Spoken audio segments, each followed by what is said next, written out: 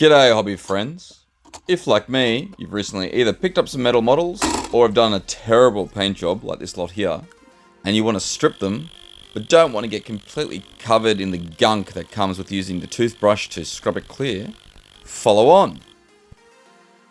For around $26, I grabbed this Rubbermaid power scrubber from Bunnings.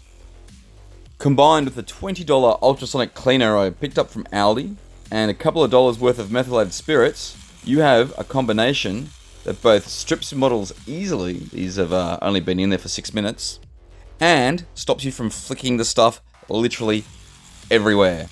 I was so sick and tired of using my toothbrush and being completely covered in little flicks of methylated spirits and paint at the end. This was such a welcome change. It uses an oscillating motion instead of a backwards and forwards motion, and therefore there's a lot less flick, as it were, from the bristles. The bristles are soft enough not to damage the models, and you can really jam it down into the recesses, and its power scrubs out all that really stubborn paint right down there in the nooks and crannies. As I said, these were only in the ultrasonic cleaner for 6 minutes. Giving them a scrub, throwing them back in, and they're pretty much going to be done.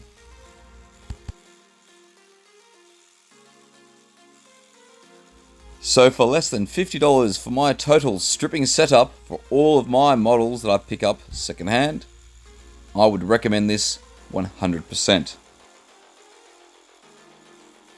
And don't be a numpty like me, wear gloves when you're handling chemicals.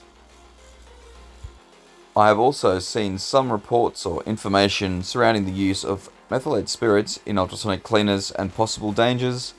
I'm not an expert on flammable chemicals, or chemicals in any form of that matter, so please do your own research. I am, however, a fan of the fact that methylated spirits doesn't leave a gunk.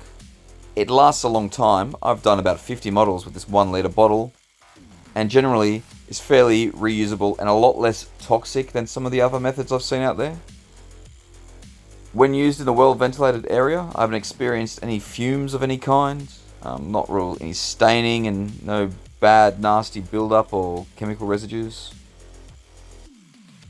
So my hobby friends, that is that. It is how I strip models. Riveting stuff, I know. Please like and subscribe if you'd like to see more. And if you really want to, there's another minute or two of footage of me stripping models if you really want to watch it. Otherwise, hobby friends, that's it for today. If you have any comments that you'd like to share with your hobby tricks on how you do things for cheap, please leave them below. Till next time.